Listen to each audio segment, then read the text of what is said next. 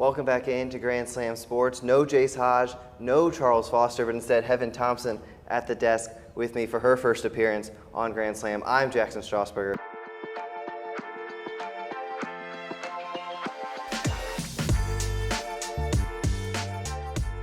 And let's get into it, talking about the Combine. So much talent happened, a lot to see. Heaven, what was one thing that you noticed early on?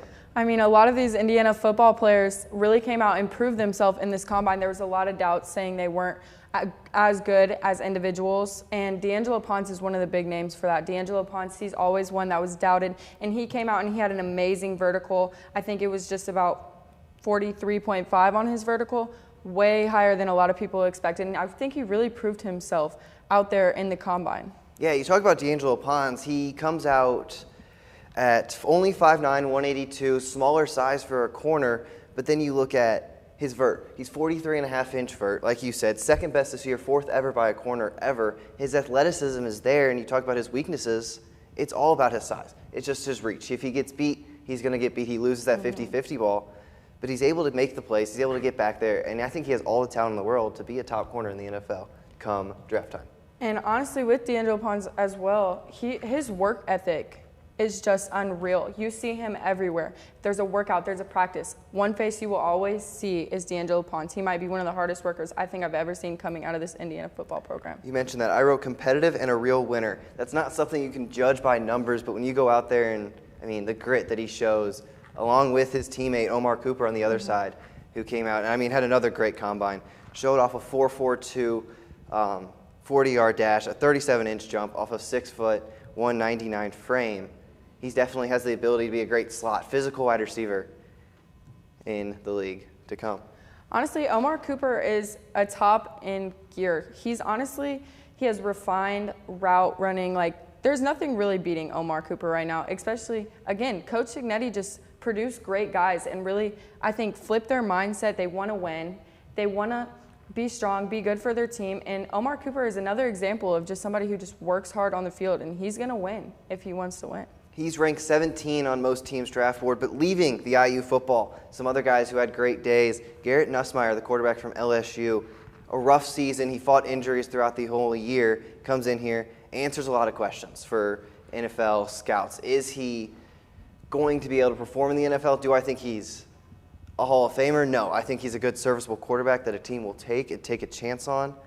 Right now, he's listed as the 100th best player in the draft, but I think it's a lot better than what he was number one coming into the season. Now he drops down to 100. A lot of question marks with him, but will he be able to figure it out in the NFL is the question. I mean, he did recently reveal that he struggled with an ab injury throughout the season, which was not always known. He struggled with a lot of injuries, which kind of made him really, not as great of a player, and really just what happened for LSU because of him, So some of those tough games came down to a quarterback like that. And with him having a great Combine, I think this could look good for him going on. Exactly. The good Combines. Talking about another great Combine, Vandy tight end Eli Stowers. He comes out. He has the NFL record in the vert. He runs a 4.51. He sits at 6'4", 239. And he shows his athleticism, a former quarterback, transferred tight end. How are we feeling about him? Honestly, his athleticism was insane in the Combine. He also broke the record for the broad jump with 11.3. It's something that you don't see often. Just coming into the Combine and breaking records is unreal. It really shows that he can be a next-level player in the NFL, really kind of pushing him and trying to show these coaches that he is good enough. We're going from one college season, the football college season, to now the men's basketball season. Conference tournaments are all kind of getting ready to start in the next week. So we're going to go around and talk about a couple of those, starting with the SEC. Who do you have winning the SEC, Heather? SEC, I have Florida right now. They won last year. They're a strong team. They put together both sides of floor, defensive and offensively. And when you're playing Alabama, Alabama is giving up 100 points per game. You're not going to go far doing that. There's going to be a team that comes out and just dominates. I definitely agree with the Florida take. Alabama, I mean, a great team. They have one of the best offenses in college basketball, but then you look at their defensive side. Like you said, it feels like they're giving up 100 points every game. You have players like Thomas Hawk who can play that defense. You have Alex Conant who can play that perimeter defense for Florida. And then Xavier Lee, who's a great point guard, a true point guard who can shoot the ball a little bit. He's answered a lot of question marks that coming in we thought Florida might have. As last year, dominant team last year, lost a couple of their big stars, but I think they have still the skills to win the SEC. And now going on to the next one, I think the most competitive conference in college basketball right now is the the Big 12. Who do you have taking the Big 12? I'm Arizona all the way. They transitioned into the Big 12, and they're currently sitting at 28-2. They're really putting up a fight against everybody they play. And, they have defensive players that are averaging 2 steals a game. Defensively, that's really good, especially at the level they're playing at. And when you're making it hard for people to score on offense continuously, and they're scared to be like, wow, they're like, you got Arizona like right in front of you. They don't want to get in the lane. They don't want to take those tough shots. So plays like that make Arizona so special in this tournament. Yeah, you have other teams like you see Kansas up there in the Big 12. You see Iowa State in the Big 12. These, teams that have the dominant offense, they have the players, they have, Kansas has Darren Peterson, supposed to go number 1 in the draft, which is an argument for another time. But I still think Arizona is the better team here. They have experience. They have the older players. They have Pete, who missed 3 games, and he's still averaging 13, 5, and 3. Bradley, he's averaging 14 points. You go Burries, he's averaging 15 and a half. They're only going to get better and better, and their few losses, their 2 losses, were great games, great dominant games, and in the toughest conference in basketball right now. But next, the Big Ten. I think this could be one of the most competitive tournaments going either way. Who do you have? I have Michigan. I think right now Michigan is so dominant in who they have. It's just, by far, I really think Michigan's just going to take over this tournament. They have Yaxel, who's 14-plus points per game, 8 rebounds per game. Forward, can play a guard. He can play all around. It's amazing. And this is where we'll meet our first difference. I have Illinois. I think when they make their shots, and some days they don't, but when they do, they are unstoppable. They have the defense to back it up. Players like the freshman Keegan Wagler going out there and dropping 40 points, it feels like every other night. He averages about 18. And then you go the son of Petra Stojakovic, and he's shooting the lights out as a junior in Illinois. It's a different kind of basketball they play in Champaign, and it's fun to watch.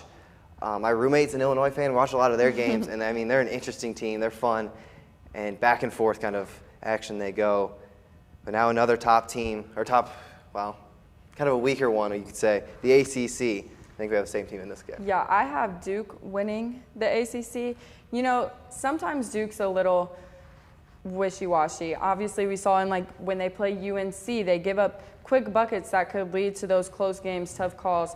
But I think going into the ACC tournament, if they stay locked in, they have Cameron Boozer, who's averaging 19.8 points per game, which that's amazing. When you can move the ball offensively and you're averaging 10.2 rebounds per game, I really think Duke's just going to pull this one out. Yeah, Cameron Boozer, one of the top offensive players in the college basketball right now. I don't know what team competes in the ACC with Duke. Maybe it's UNC. We'll get to that game a little later on. But then you even have, I think, still the second best option, or the second best option in college basketball in Isaiah Evans. He sits in the corner. He can shoot well. He can drive. The defense is where they struggle, and their conference being so weak. Is that why they're winning all these games, ranked first right now? But anyway, I still say Duke is the number 1 team in basketball for a reason. And the final one we want to talk about, one that I think it's between 1 or 2 teams, is the Big East.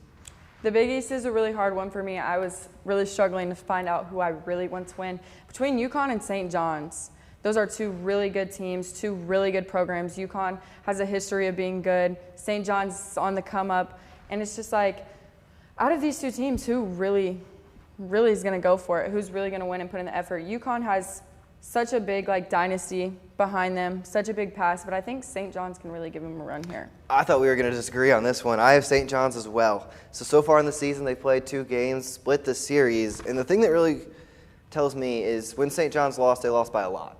Mm-hmm. And when you lose to your rival by a lot, it makes you want it a little bit more the next time you guys play. I think St. John's is going to come out guns a-blazing. Bryce Hopkins averaging 13 and a half. This St. John's team is scary to say the least. I would also say with this UConn men's team, You need to have your depth. It's going to be really important for these UConn men's team to have their bench come off and be on their A game. These little mistakes can really determine who's going to win this tournament, and that was a huge thing, is are they going to have the depth to continue and make a run for this tournament? St. John's, I feel like, is pretty good all around. Like, if they sub somebody in, the trust is there, and you can tell when you watch them on the court. UConn, you're not really going to know. When their bench comes off, they're either hit or miss. So I think that'll be the difference between the two. Well, there's two big games coming up later this week before we get to the conference tournaments. Starting with Vanderbilt, Tennessee, you've got two ranked SEC teams. Sets the tone for this game. Jacoby Gillespie, he's averaging 18 right now. Tyler Tanner, he's got 19 for Vanderbilt. So both ways, they have the offense, they have the skill. Who do you have in this one? I have Vanderbilt. Tyler Tanner has been working hard, playing his butt off, 18 points per game. And Devin McLaughlin on the boards. Unstoppable. When he gets down in the paint and he really gets set and gets positioned, I feel like he is really going to be great in this game, especially against Tennessee, when defensively Vanderbilt struggles, or teams struggle against Vanderbilt when they can't shoot. So not only if these guards close out and cut off shots, but now you have a force in the paint. I really think Vanderbilt is going to come in and have a great game and take this one over Tennessee. I liked Vandy a lot last year. They were the team, when they're playing a ranked team, they're going to upset you.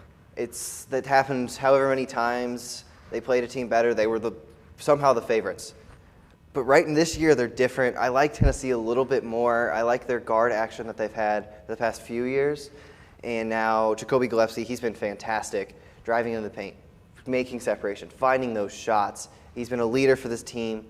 I have Tennessee squeaking out of this one. The last time they played, Tennessee won by 4. I have it being maybe even closer than that this time. But the big game everybody wants to talk about, the big rivalry, Duke versus UNC. Who do you have in this one? This one was rough. I have Duke pulling it out. But UNC, again, with this being a rivalry game, and we saw earlier in the year, it's going to be a close game.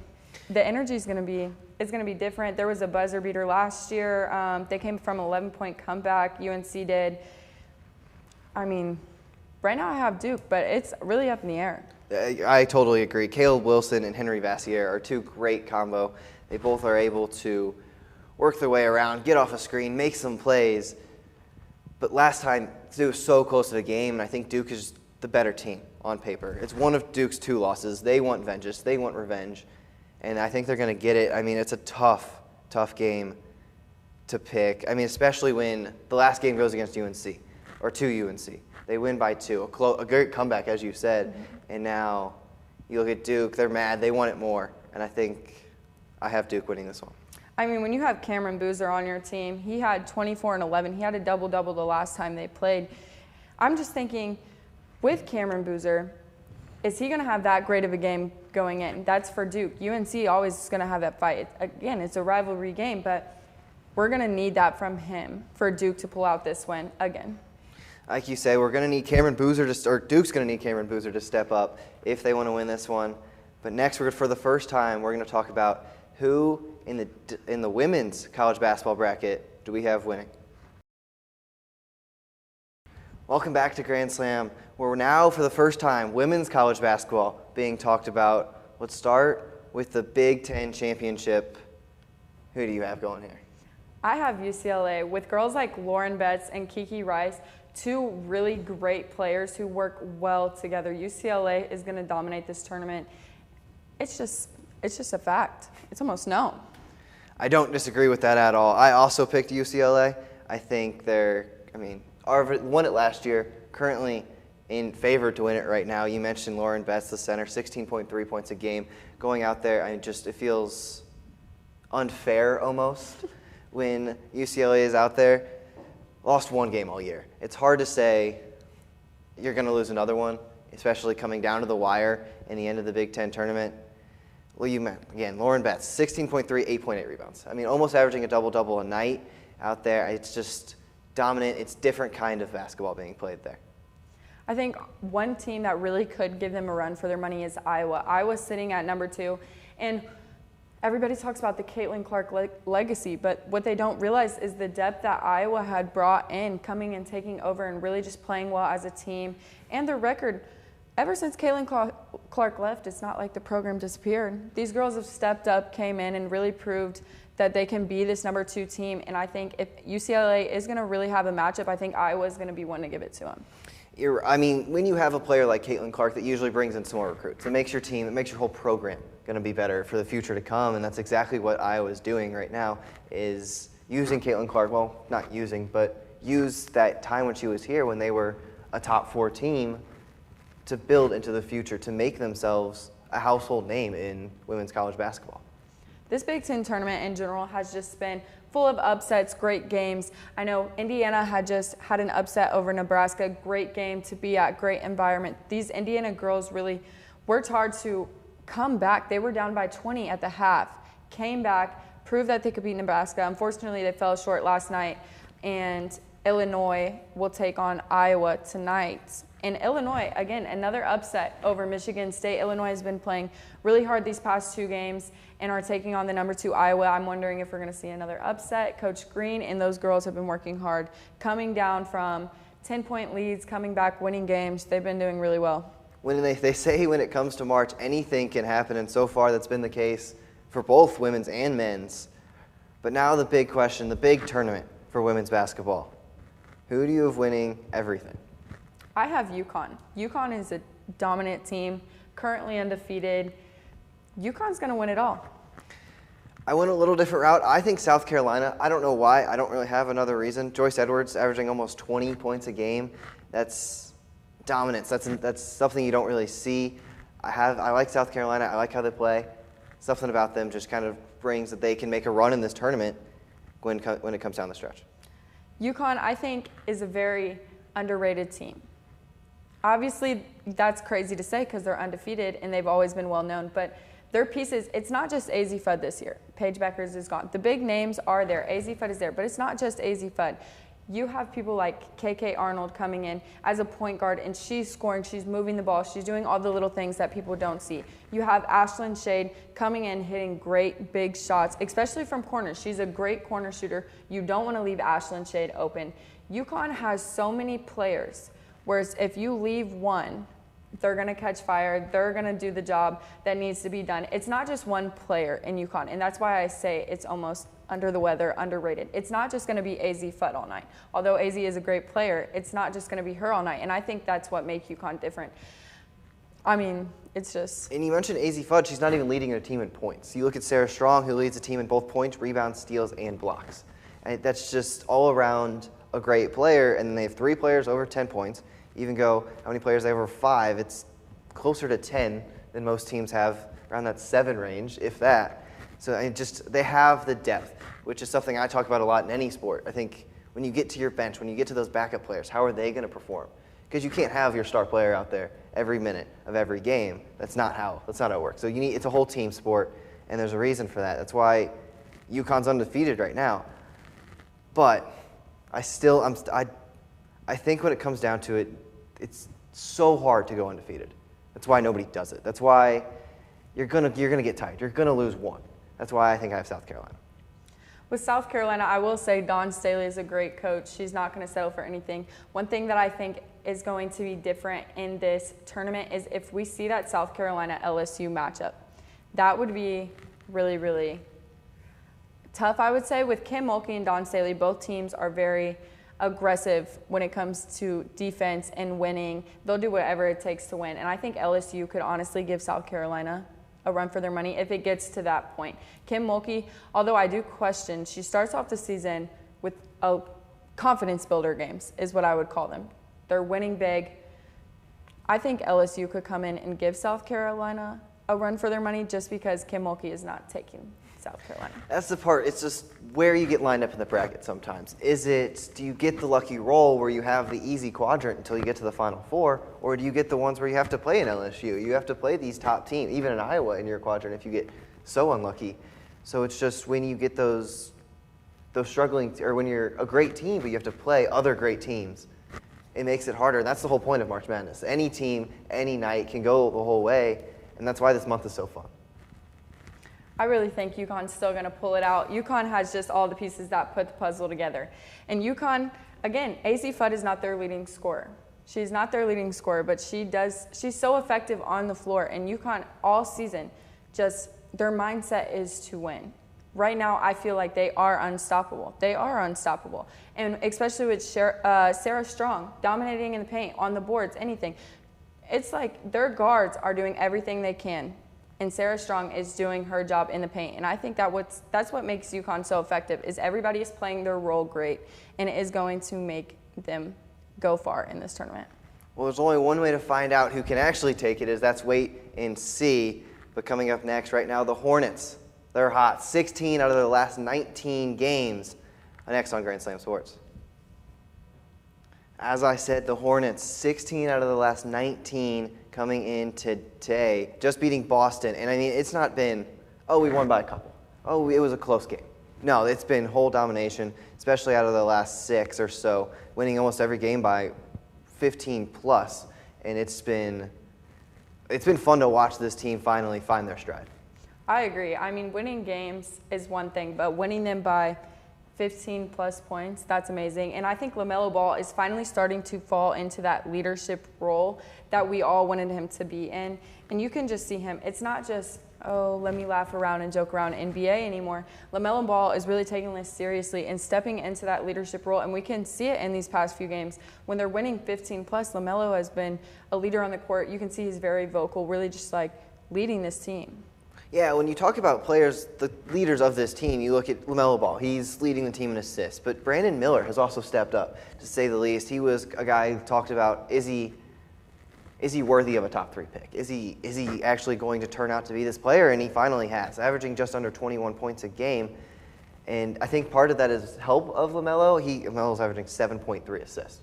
We saw this in high school, that he can actually be this pass-first guard. This ball handler who's not scared to score, or not scared to give the ball up, but instead he wants to score a lot when he got to the league, because he was the only player on the team. Now Brandon Miller's finding his stride. Now you have Con Knipple, who as well is finding a chance at Rookie of the Year, even with Cooper Flagg. He's averaging 19.2, and right now this Hornets team is trying to make a run at a weak East, and I think they can.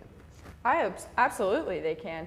It's one thing when you have a point guard that is willing to be a point guard. We see LaMelo Ball, as you said, he was by himself for a while. He wanted to be the scorer, but as a point guard, it's hard to do that. It's hard to get the ball moving on offense if you're trying to score all the time as a point guard. If you pass, you're scared you're not going to get it back. Like, that's what a point guard is going to think. Finally, LaMelo Ball with 7 assists, you see him finally passing the ball and getting movement, and he is getting the job done. I mean, you see in these games when you're winning, and that's working. And they made a great move to get Colby White from the Bulls, too. The Bulls finally figuring out they were selling, and Colby White's been another backup piece. We talked about depth with college basketball. It translates right back to the NBA, where you need to have your starting 5, and they could be great, but are you going to do anything when the 4 people off your bench are averaging 4 points? And the answer to that is no, but with the Hornets, they're figuring it out. They have the team, they have the core, and then they have people to bounce off the core. You have your big 3, Brandon Miller, LaMelo Ball, Con Knipple. That could be a 3 for a long time to come. And now it's just what pieces around them do you need to be a dominant team? Now it's this year, but what about next year? What about the years to come? How do you react to that?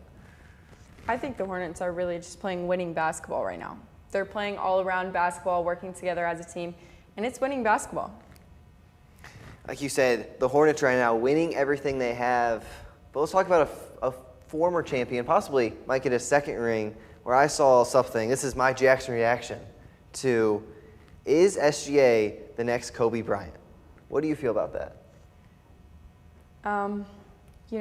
Comparing to Kobe, that's a big step. But SGA filling that role isn't crazy. He has everything. He's efficient, just as Kobe was. Very efficient. He has the length. He has the size. He has everything that Kobe was. And he's starting to even fill that role, I would say. Like you said, it's the size, I think, is the big part that makes them so equal. They're very similar style plays. I think Kobe was more shooting guard. Shea is now currently playing more of the point guard. But it's the style of play. They both have that footwork. They both have that amazing mid-range shot, the ability to get fouled and get to the rim. and show that difference kind of making play, the playmaking that they have. So you look behind me, you see Kobe and Shea, and you kind of look at like the winning mentality that they both have. I think Kobe comes out, he wanted to win, Shea wants to do the same, he leads this team. So I think they have the ability to be the same. Obviously, I'm not saying that Shea is at the level Kobe is now. I think maybe in the future, do we see them being talked about in the same realm? Honestly, with SGA as well, Shea's a little more patient. Kobe was full of chaos. You never knew Kobe's next move, and I think that is really where they are different. I mean, you see that Kobe was always go, go, go. It was full of chaos. He played chaos basketball, and SGA is a little more patient, and that's really the only main difference that I've seen between the two. And I don't disagree. Yeah, I mean, you see, that was also the style of basketball then. It was a lot less planned. It was a lot less plays were being played. It was just, let's find a shot. Let's make a play. Let's find a shot. And that's the type of player Kobe was. He give me the ball, I'll make a play. And SGA has that ability to be a playmaker, but at the same time, let's move the ball around now. Let's find our plays. Let's get a set going. And Shea works on that works with that well as well. But now, the final question, as the NBA season comes to a close or getting there, is this the last time we will see LeBron James touch a basketball court? It's not. I don't think it is.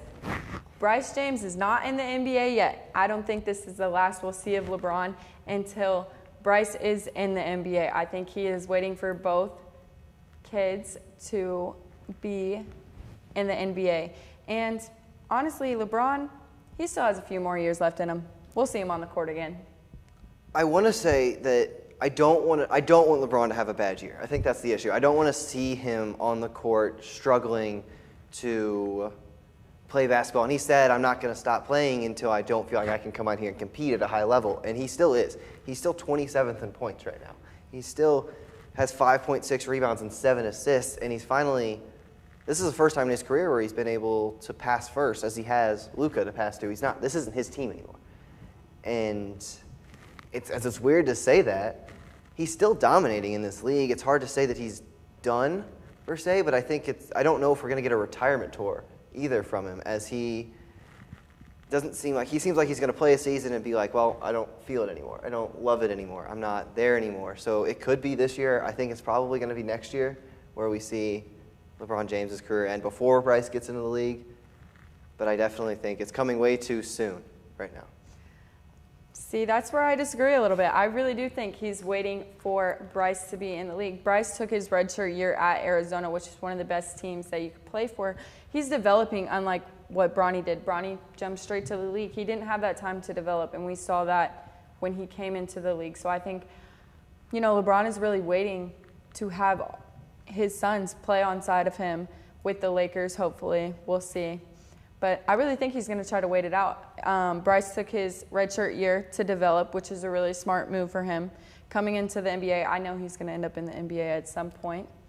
I think we get 2-3 more years out of LeBron. I want to see him play for 2 or 3 more years. But at the same time, I don't.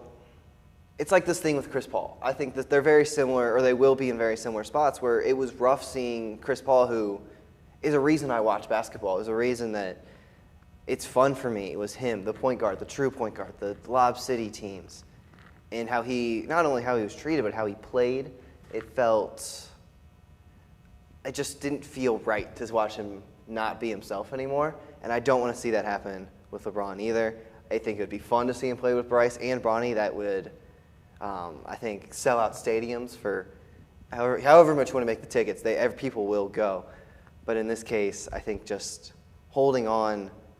You don't want to see his last season be terrible. Mm-hmm. I agree, especially with rumors of Luka leaving and trying to play alongside of Giannis. If that happens, where does LeBron fall? Is he still a Laker if that happens? Is he still in the league if that happens? Well, again, like I said with women's basketball, only one way to find out, and that's waiting and watching. But without Charles Foster, without Jace Hodge, that's Heaven Thompson and Jackson Strasburger for Grand Slam Sports.